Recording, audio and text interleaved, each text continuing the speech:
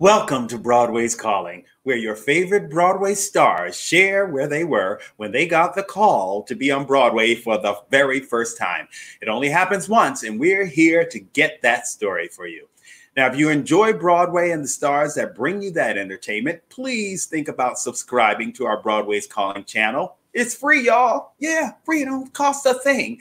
And you'll get to see stars like we had on last week, like David Hyde Pierce, and we had Pee Wee Herman on a couple of weeks ago, as well as Wayne Brady and Ann Harada, Lilius White, Glenn Close, Chrissy Altamar. So many stars here, and that's what you'll see if you're new to the channel.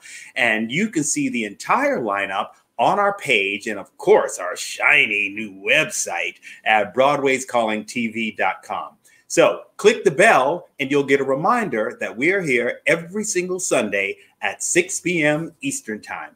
Also, I would love it if you would just type in the Broadway Stars name in either the chat here on YouTube or in the comments if you're watching on Facebook, and we would love to know who you'd love to see on the show.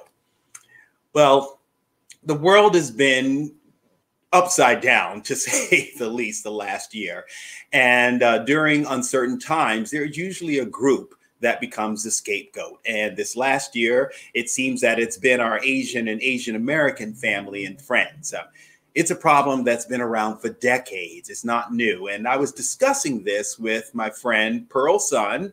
There's Pearl. She was most recently in Broadway's Come From Away. And we were on the phone this week, just talking about what's happening and sort of like the Black Asian solidarity that's been going on, and the rift that's also been going on, which it'd be interesting you'll hear like what we were talking about with that, because sometimes we live in a bubble and you don't realize that something is going on. And just because you don't realize it's going on doesn't mean that it's not happening.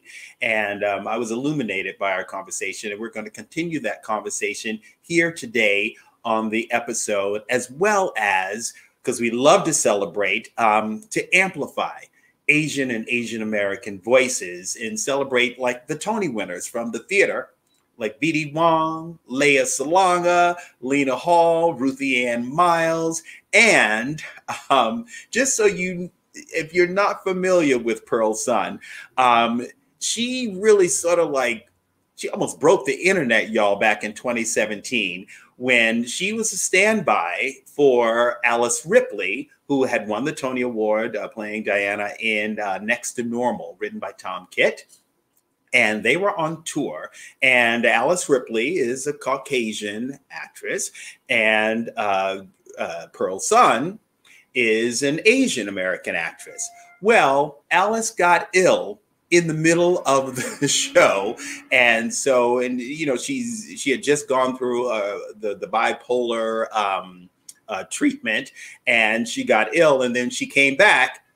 She was a whole new actress. Well, here's the song where once she's had the treatment for the bipolar, she just discusses the loss in what she's mourning. And this is Pearl singing it. But I'm going to let Pearl tell you the story of what really happened the night she went on for Alice Ripley. Here's I Miss the Mountains. But I miss the mountains. I miss the dizzy heights, all the manic magic days, and the dark, depressing nights. I miss the mountains. I miss the highs and lows,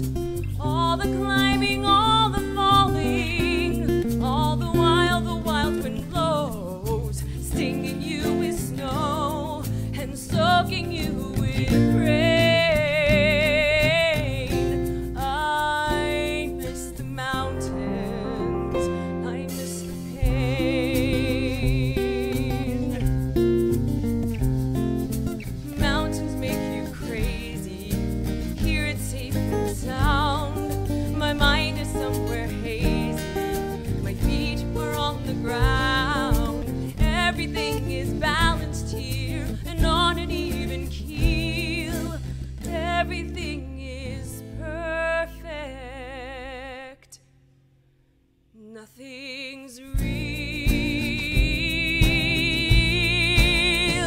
Nothing's real.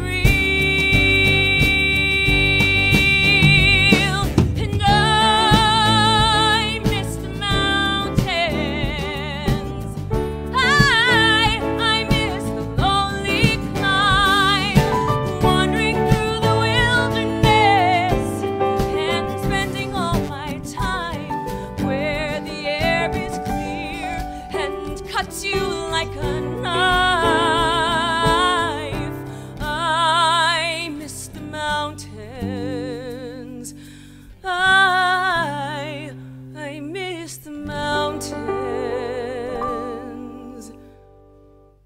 I miss my life.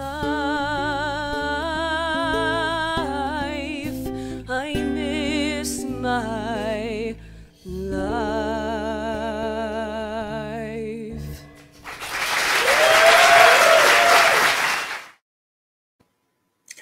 Ladies and gentlemen, Broadway's calling Pearl's son. Hi, Pearl. How are you?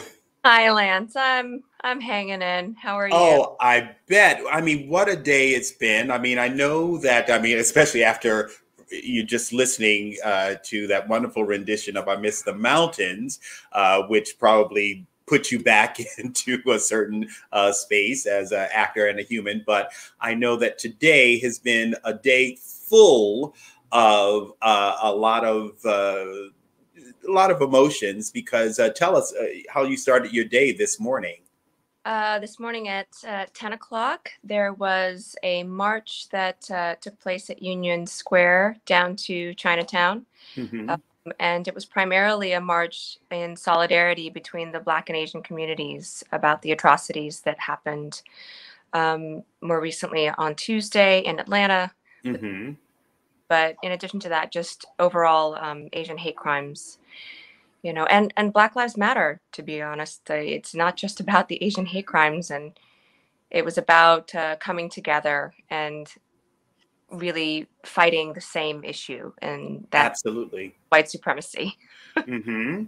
It seems like, a lot of people are being just sort of open to what's going on in the world. And it's odd that here we are, fighting a huge virus, but then the real virus is hate that is being spread. And, and I'm so glad that you would come on and discuss that with me, because, my thing is that, I love the theater.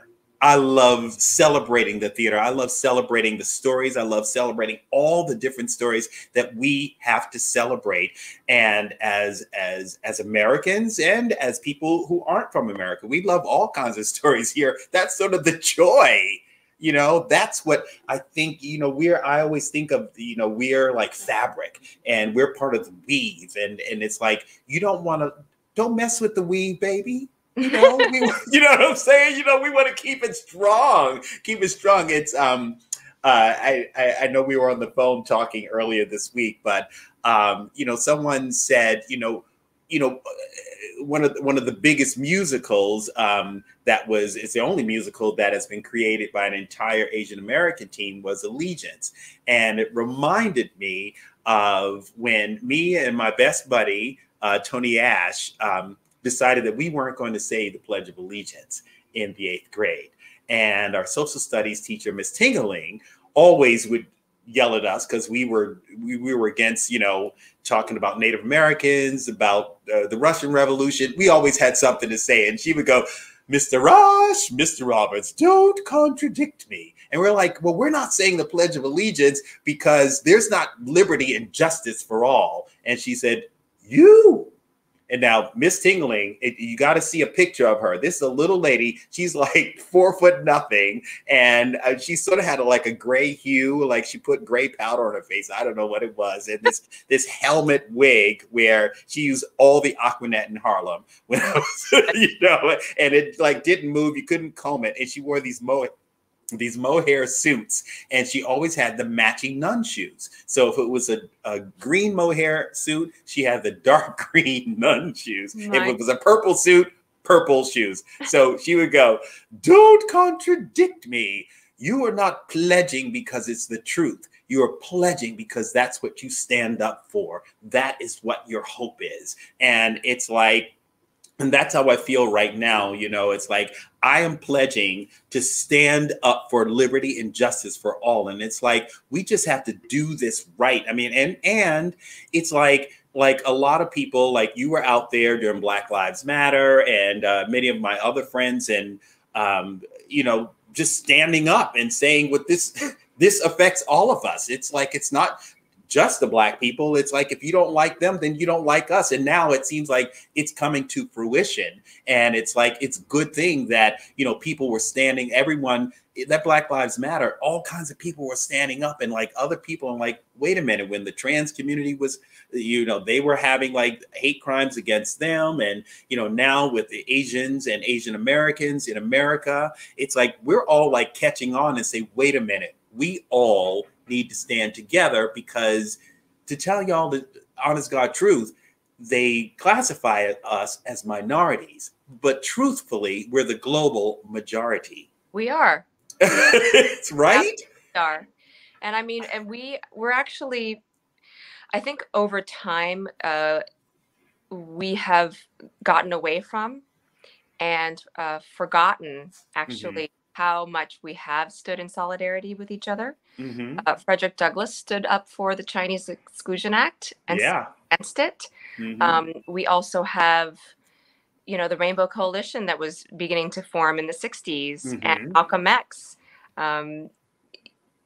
you know, he and the head of the Black Panthers, they all wanted unification, because the reality, and Martin Luther King's famous quote, one of his many famous quotes, "Injustice anywhere is injustice everywhere." Absolutely. So absolutely, we are together on this, and I really think that the only way that we can solve this massive issue is if we come together. Absolutely. You're absolutely correct. I mean, you're talking about Frederick Douglass and the Chinese Exclusionary Act, which I found out about that like 10 years ago, because again, it's not something that is taught, and it's the only law on our books that actually excluded a group of people. It's the first time in U.S. legislation where a group of people, a group of immigrants were excluded from this country. Right. It wasn't the last, but it was the first for sure. And it was a interesting law, because I think it started like in the 1880s, and it wasn't off the books until 1943. But then they only let 105 Chinese people in each year, but that it did not allow other Asian nations to immigrate into the country, and that wasn't really lifted until the Civil Rights Act in the late 60s. Well, and it's post the lifting of that act. I mean, then you had the Japanese internment camps. Yes. So, which a lot of people, you know, because of people's awareness of calling it forward, when the anniversary of that happening came up this past year, I just found it fascinating that so many of my middle-aged friends didn't even know that happened. No. And definitely even younger. It's not something that's discussed, which is why Allegiance was so important, because it was telling the story of the Japanese internment camps. There's just a lot. There's a lot of history that we need to unlearn. Right. Yeah. A lot of history we need to learn. Yes, absolutely. And, you know, it's so funny because on Broadway, we haven't had a lot, but there have been some benchmark stories that have told stories of Asians and Asian Americans. And most people know King and I, and Miss Saigon, Flower Drum Song, and Pacific Overtures, and even all the way back to the Mikado and Madame Butterfly. I mean, there are stories. I find it interesting that most of the stories that you've mentioned, they're all through the lens of white creators, right? Yes, exactly. White creative teams. So a good friend of mine had recently made a testimonial about that I think it's Warner Brothers that's looking and is interested in doing a production, a remaking of the King and I film. Mm-hmm. And what she was asking and putting out into the ether is that, okay, if we're going to tell this story again, Mm-hmm. can we please have an Asian/Asian American creative member on that Mm-hmm. team, Yes. that we can have a perspective, an Asian perspective, to tell this story. And also, maybe this time they will possibly have a Southeast Asian / British woman play Anna Leon Owens, because she was part Indian.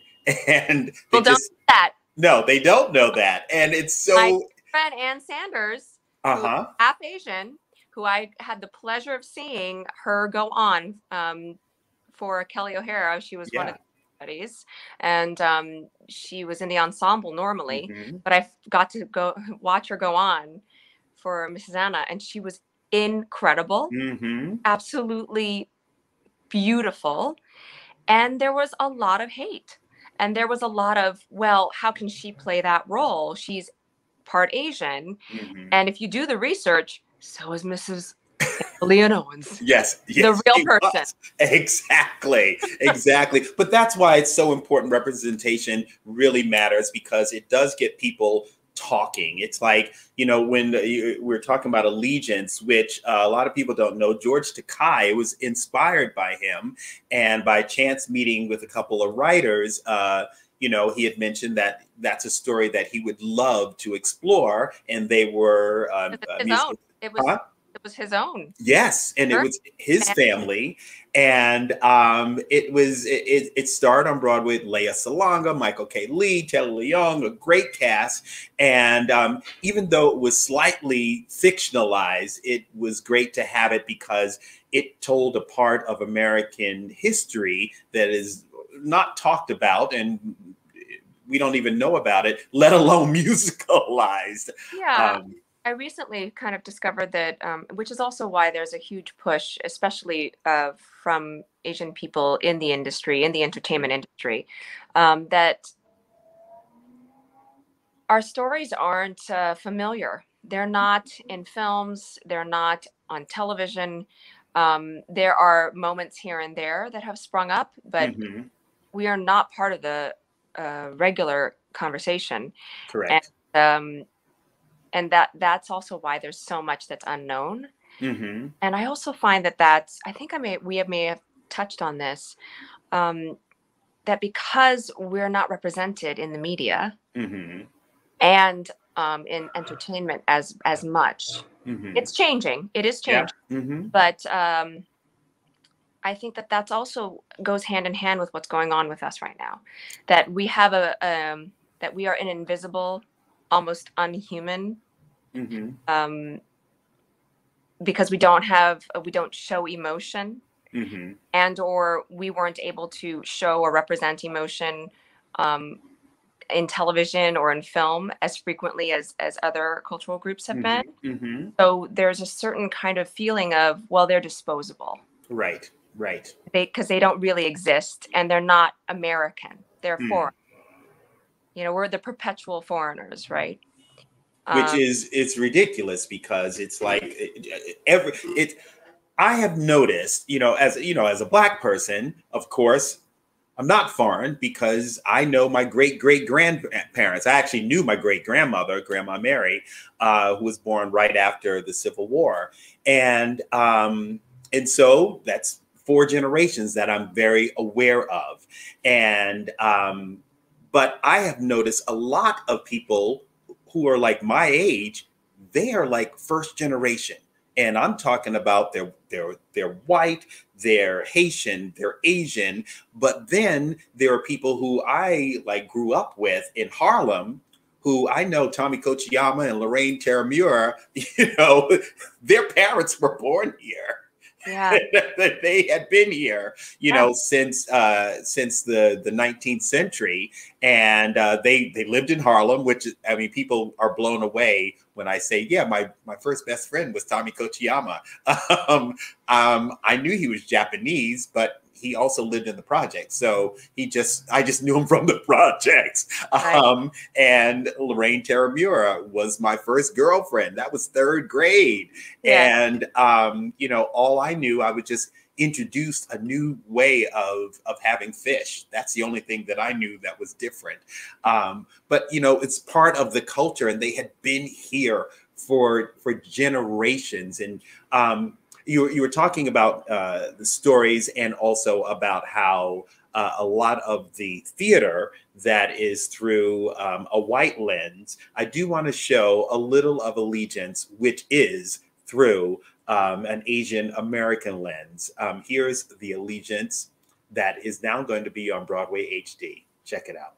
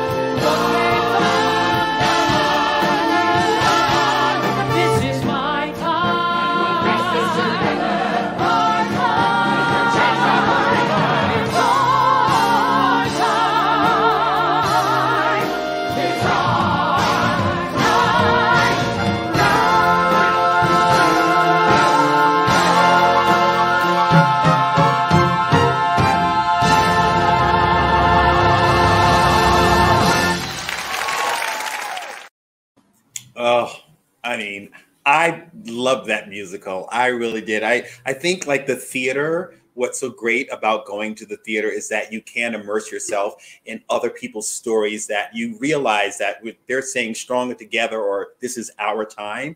These are all of our dreams. This is universal.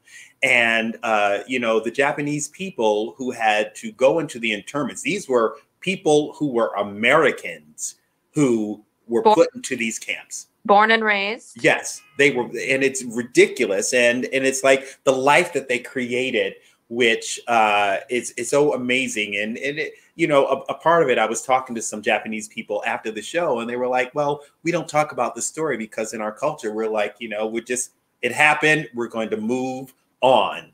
And but it's still on the inside. And what's so great about this musical, you know, if people want to like push it in the back and move forward, that's great. But it's also great that people see how these Japanese people persevered and kept dreaming. And if that's not American, I don't know what is, you know, and especially what we do, you know, on the theater, you know, especially in musicals, they're always about hope, right?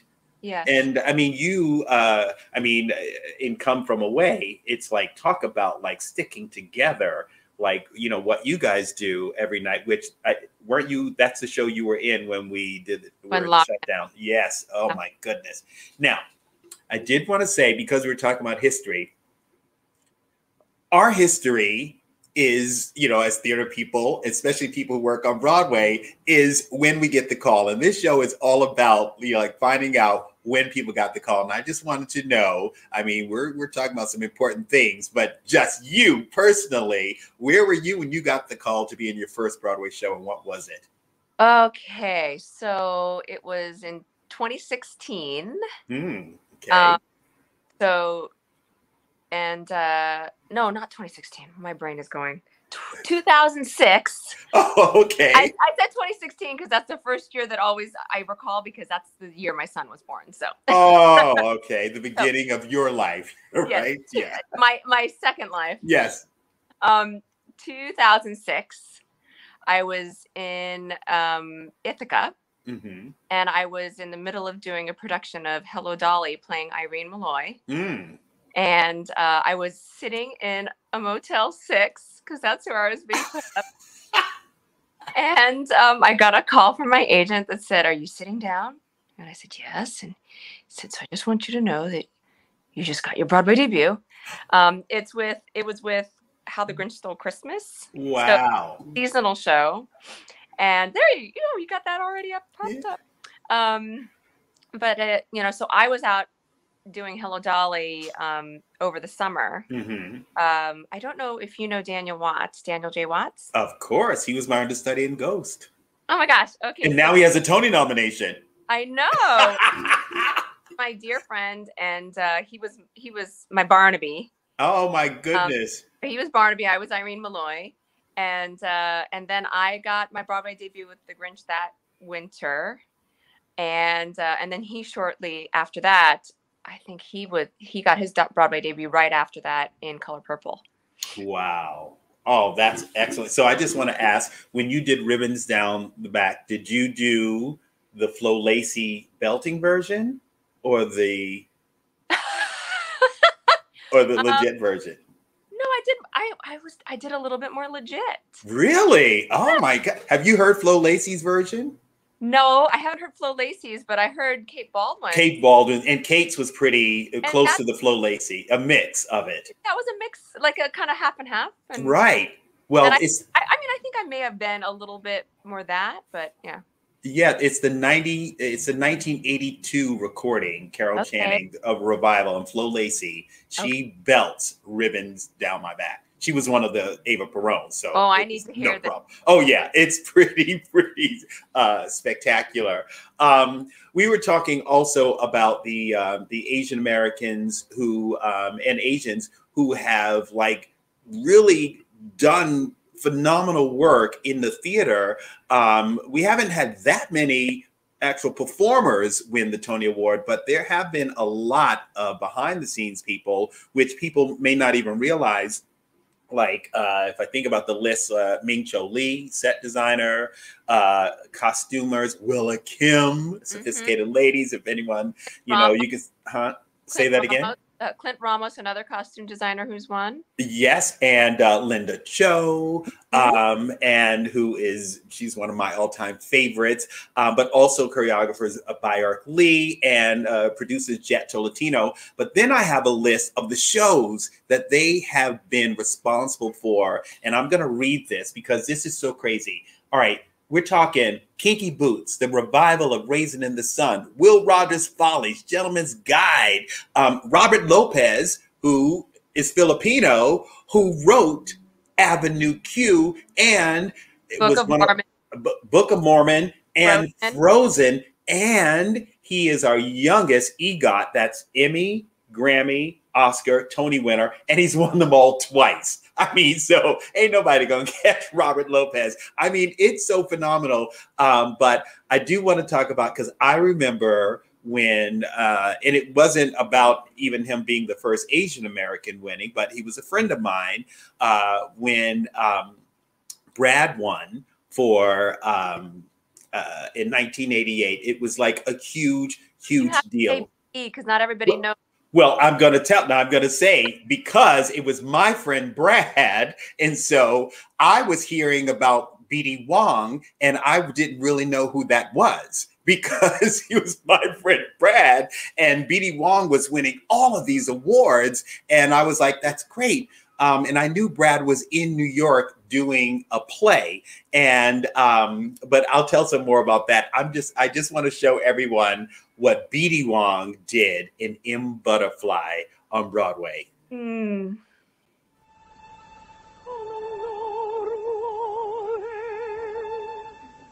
They say that in the opera, that the voice is everything. That's probably why I've never enjoyed opera. But here was a butterfly with little or no voice. But she had the grace, the delicacy. I believed this girl. I believed her suffering. I wanted to take her in my arms, so delicate even I could protect her. Take her home and pamper her until she smiled.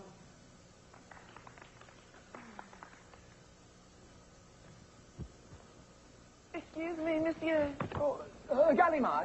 It was a beautiful performance. You make me blush. I am no opera singer at all. I usually don't like Butterfly. I can't blame you in the least. I mean, the story. Ridiculous. I like the story. But what? Oh, you like it. No. What I mean is, I've always seen it played by huge women in so much bad makeup. Bad makeup is not unique to the West. But who could believe that? You believe me. Oh, absolutely. You were utterly convincing. It's the first time I've seen the beauty of the story. Really? Of her death. It's a pure sacrifice. He's unworthy, but what can she do? She loves him so much. Oh, it's a very beautiful story. Well, yes, to a Westerner. Excuse me. Oh, it's one of your favorite fantasies, isn't it? The submissive Oriental woman and the cruel white man. No, I didn't quite... Consider it this way. What would you say if a blonde homecoming queen fell in love with a short Japanese businessman? He treats her cruelly, and then he goes home for 3 years, during which time she prays to his picture and turns down marriage from a young Kennedy. Then later, when she learns that he has remarried, she kills herself. Now, I believe that you would consider this girl to be a deranged idiot, correct? Oh, but because it's an Oriental who kills herself for a Westerner, you find it beautiful.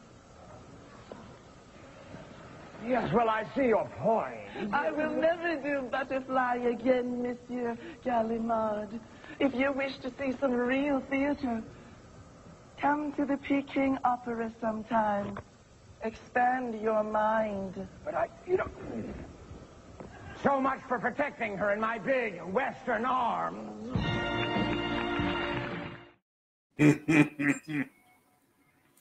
I don't know if you're old enough to have seen that. Did you see that live? I did not see it live. I love seeing all the footage of these friends of mine. It's just, well, that was spectacular. And again, I knew Brad was in the show. I didn't know what he played. And I watched the show. And it wasn't until the end that I realized that he was, because there's a reveal. And I was like, oh my goodness, that's who BD Wong is. And he was supposed to be in Mail, the musical that Brian Stokes Mitchell made his Broadway debut in, written by Michael Rupert. And because he had done it out in LA, but then he got this little play and they weren't sure what was happening with the play, but he thought it was better. And I was like, Brad, are you crazy? It's going to be Mail, a huge musical. You got to do that musical. That's a sure shot. But he had a hunch. And as you know, his hunch was correct. And boy, was it. And he ended up being the first Asian American to win the Tony Award. And here's his Tony Award winning speech.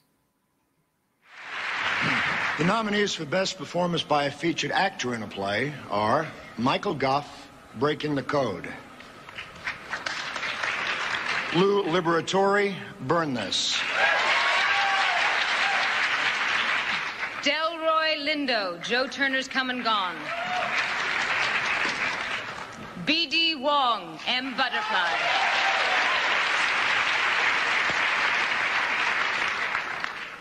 and the winner is B.D. Wong, M. Butterfly.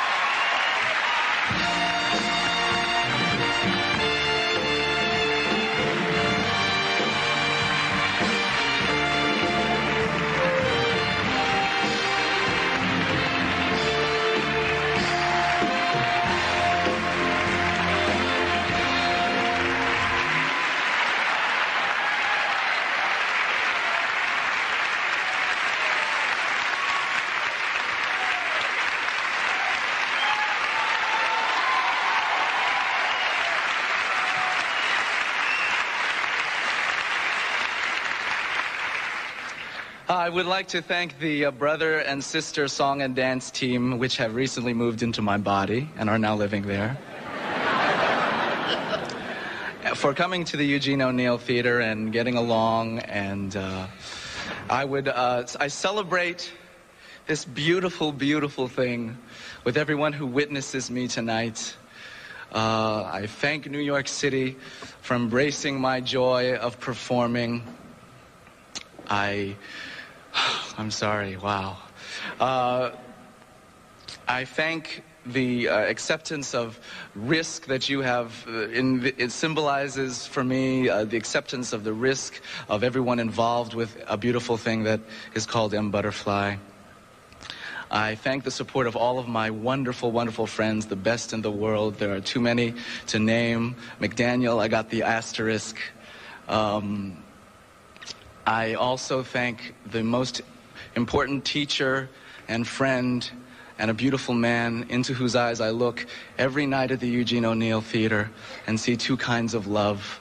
The love of a poor deluded white devil for his butterfly, and the love for a seasoned, professional, brilliant actor for his young protege. I also thank from the bottom of my heart William and Roberta Wong at 1886 40th Avenue, San Francisco. Yeah.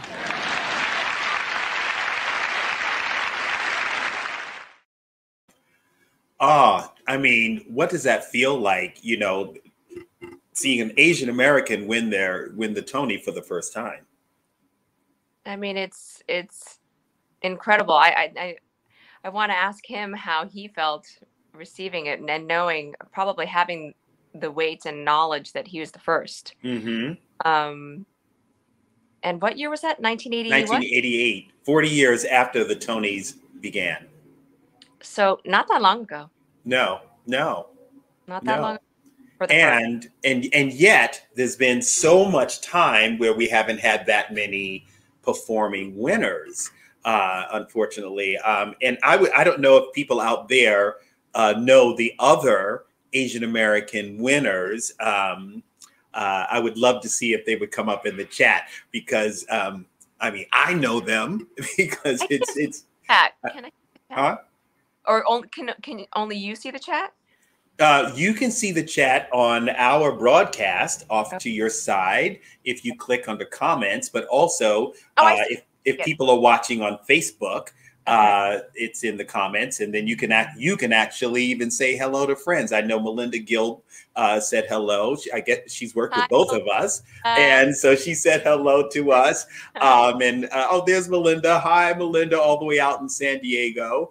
And if people haven't figured out who the other Tony Award winners are, I would like to just take this small section to really, really lift them up. And like I said, you know, we want to amplify today the Asian and Asian American voices, and especially the ones in our industry, which is still shut down, but it's like people are still dying to tell stories. They're dying to connect, and connect we will, you know, whether it's cross cultural lines, whether it's cross racial lines, gender lines, whatever. We must connect people. So the second person to follow B.D. Wong to win the Tony was a female, and she was all of 19 years old.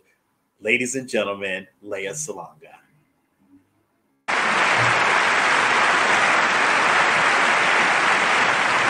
The nominees for Best Performance by a Leading Actress in a Musical are June Angela, Shogun the Musical;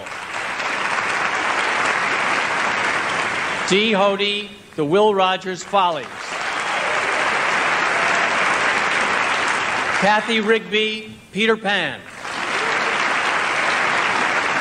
Lea Salonga, Miss Saigon.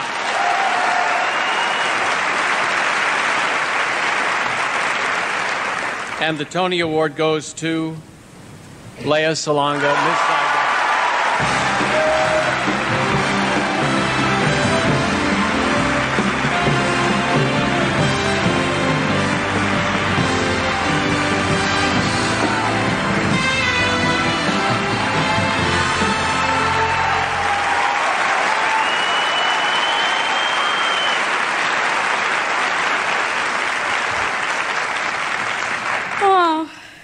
This can't be for real. I remember watching these on TV when I was a little girl in Manila, and this can't be real.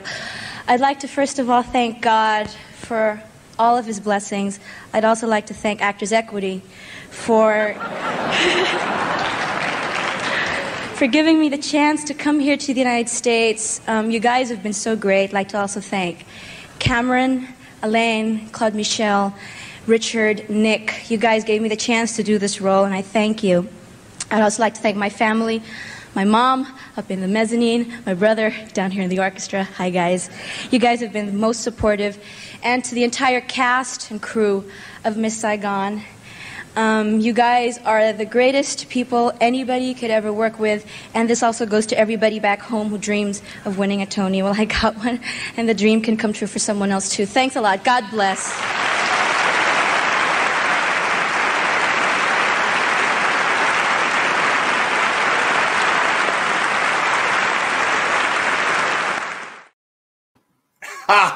Did you catch who that was applauding Lea Salonga? That was Miss Julie Andrews. I know. I mean, it's like, that's what's so crazy. It's like, it's so crazy. It's just, and I was talking about between Lea in the next Asian American to win was almost 20 years. There were a couple of nominations in there, but no winners. But I think that a lot of people didn't even realize that the next winner was part of the AAPI community. We were just sort of saying, oh, she's phenomenal. She was playing a guy. So that's what we're looking at. And no one realized that the next winner was our very own Miss Lena Hall from Hedwig.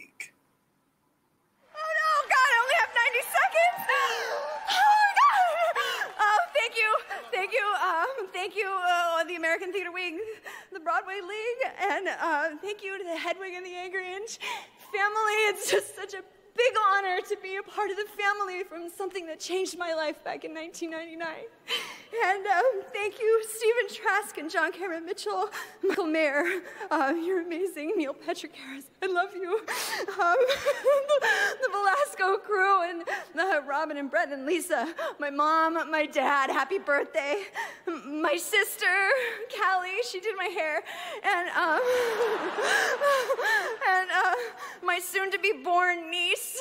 I don't know what her name is yet, but she'll be born in October. My band, The Deafening, and Burt Rock, I love you so much. I had one thing to say. God, it's horribly written. Looking back on my journey up till now, I can see how every friend, colleague, family member, fan, and even acquaintance have shaped me into the person I am at this very moment. Without all of you, there would be no me. So I love you all of you, this whole Broadway community. I love you so much. The girls, the women in my category, you're amazing. And thank you so much. Friendship is magic. Thank you.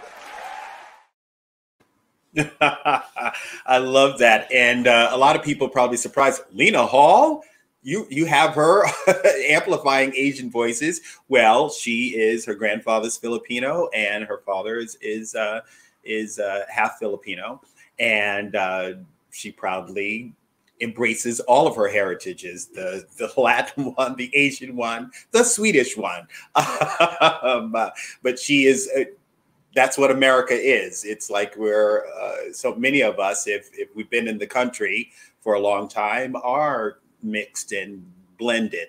That is truly American. And the final winner, and I think you know who it is, Pearl. Do you want to introduce? Huh? Oh, it's my dear friend Ruthie Ann Miles. For which role? For Lady Chiang in the most recent revival of The King and I. Yes, ladies and gentlemen, Ruthie Ann Miles.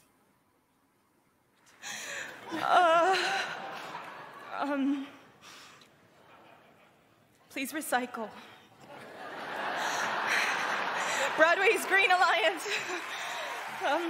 I am profoundly grateful for everything this recognition has meant already, and for this honor. Thank you to the American Theater Wing and all of the voters. I share this with 4 other incredible women nominated tonight. You are incredible. Your work is unforgettable.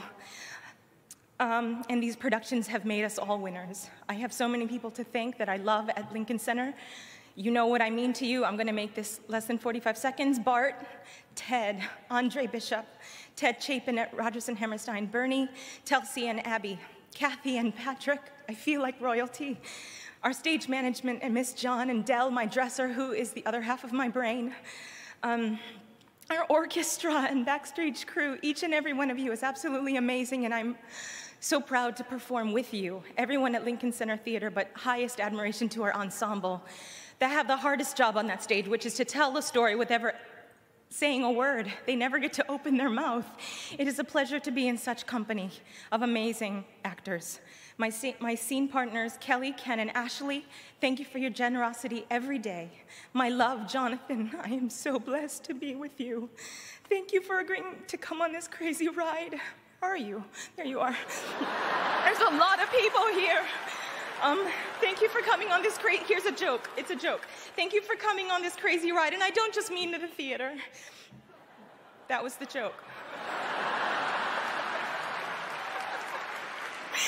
To my mom, Omano, thank you for your sacrificial love and guidance. I learned everything from you, and I want to be you when I grow up. The Wangs, Miles, Blumensteins, TGC is my family. Lincoln Center has become my home. The Luz, I could fall and never hit the ground because of the amazing women who are my friends behind me. Jen, Rachel, Melody, Stefan Manna, Sherry Daria. My teachers, Dr. Brian Gill, you are the best mentor and voice teacher. Mrs. Sigmund, Miss Kudo, Dr. Keller. There's a lot of people here. My heart. I'm very grateful, and especially to God. My whole heart and trust is in Him. And I am more grateful for this display of your wild goodness than I can ever thank you for. Thank you, everyone. Thank you so much. Love that story. Oh my God. When they started tap dancing, she was like, what is going on? That was the year.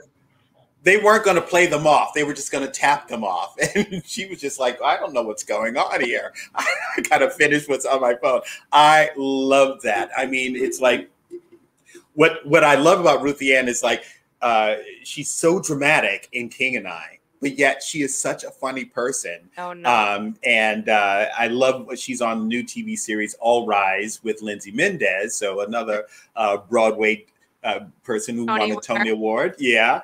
And they're on that television show, which I think it's coming back this next season for another season. That's very exciting. But I was just talking about, there are so many great Asian American actors who have come out of the theater, and now we have Conrad Ricamora from How to Get Away with Murder, and of course Ruthie on All Rise, and I mean it's just like been so very exciting. How do you think, like, it's sort of like we haven't been doing theater in a year, but do you feel like now that we're starting to have more Asian voices out there? I mean, we have like young Gene Lee, who was the first Asian American playwright, I mean, to be produced on Broadway. So we're starting to have different voices. I mean, do you think that the Broadway landscape is starting to change, or there's starting to be a voice? Henrik Wong has been writing for a long time as well. Yeah. You know, we do have a lot of writers coming, and we have a lot of directors. And you know, I had mentioned recently that I'm looking into the producerial world as well. Good. Because I'm feeling like I don't want to wait for someone else to take care of us. I want to give us all more opportunities, and not just Asian American voices, but people of color. I'm interested in supporting that. So in addition to performing myself and acting myself, I want to kind of shepherd stories and narratives that really that I've actually been involved with in the past, but for whatever reason, theater wasn't ready, or Broadway or off Broadway wasn't ready to produce kinds of stories. And so they were always in the back of my head, like, whatever happened to that show? Whatever happened to that show? And so I'm kind of unearthing them currently. Good. And it gives a lot of opportunities for a lot of people who normally don't get to showcase themselves and their stories. So, well, there's a big musical that played at the Public, which has their eyes set on Broadway, which I do have a great new cut that was released, and I'm going to play at the end of the show, which I think sort of plays into like your vision of amplifying these voices and telling these stories.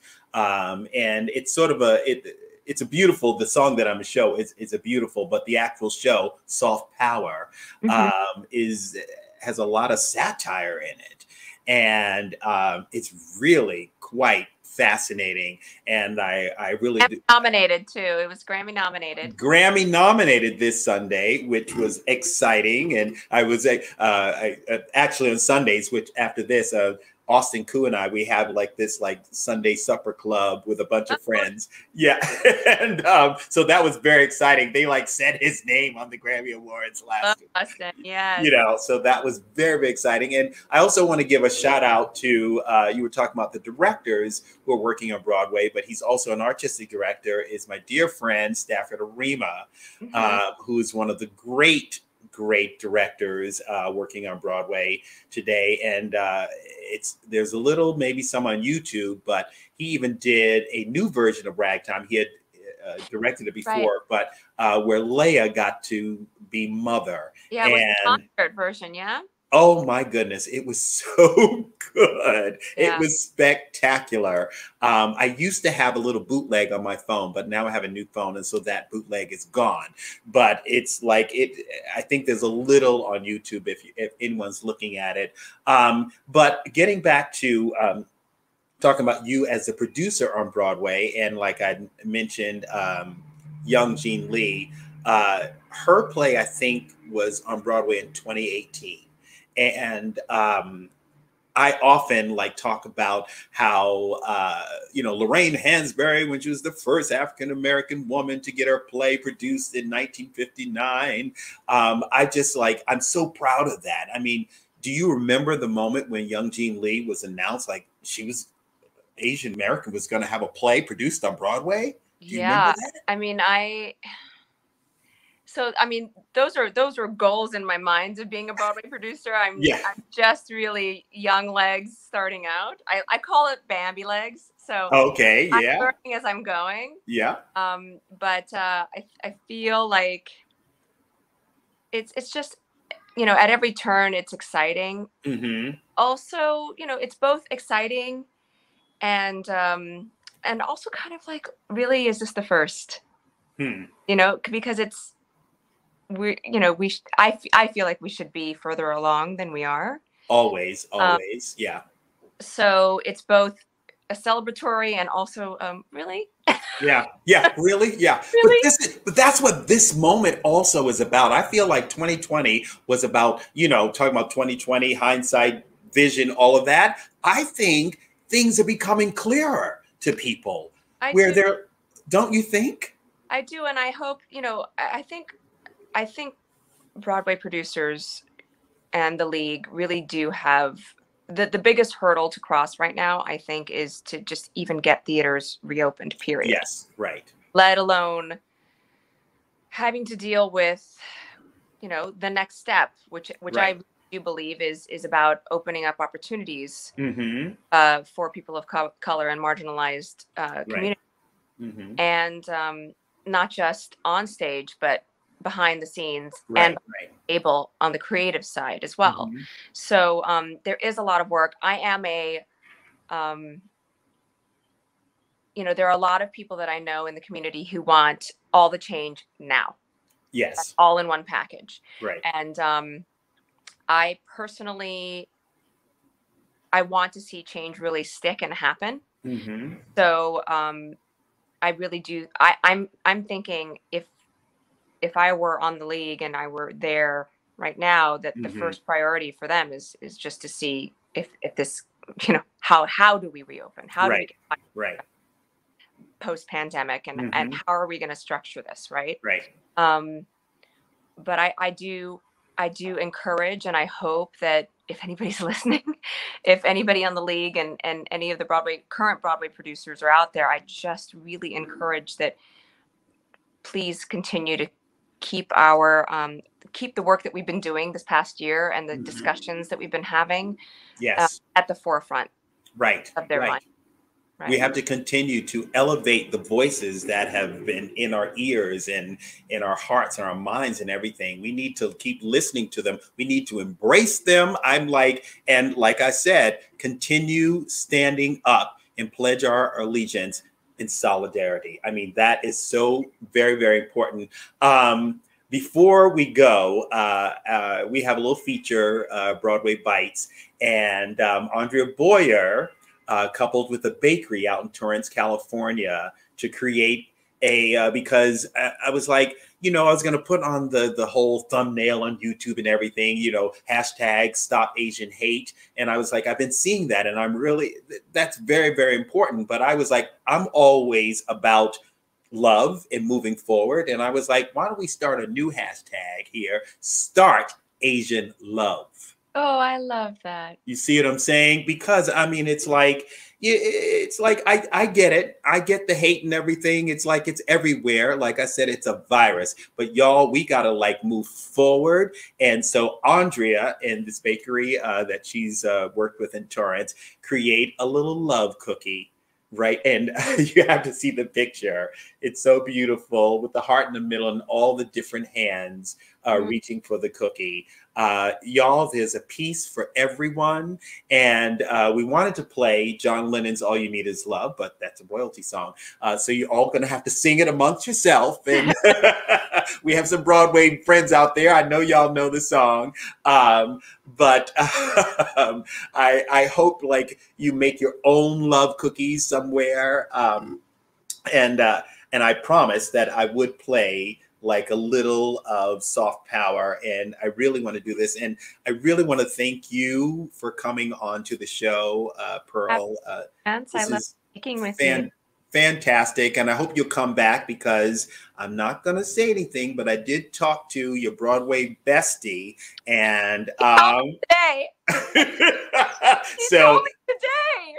I would love to have you guys on because I love Broadway besties. Mine is Donna Murphy, and so many people, we work on Broadway, but we're just friends with people, and they are our sisters from another mister, brothers from another mother. This morning. She marched this morning. Yes. So we're talking about Nikki M. James. And so we hope to have Pearl and Nikki on as Broadway besties in the future. But anything you want to say to everyone before I go to the Soft Power video?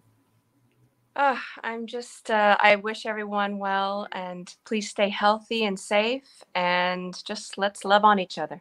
Absolutely, absolutely. And when we love others, I always say it reflects how we feel about ourselves, you know, and I say don't we deserve to love ourselves after the ordeal we've been through, right?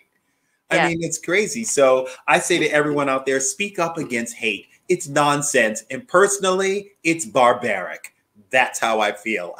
I'm like zero tolerance with hate. I don't have time for it. I mean, there are people that maybe I should be hating, but I don't have time. I need to think about better things, better stories, you know, telling our stories on Broadway. So I say that we are better than that, and stay safe, stay sane, keep a little Broadway in your life. I'm Lance Roberts. This is my dear friend Pearl's son right here. And I say peace. Enjoy soft power.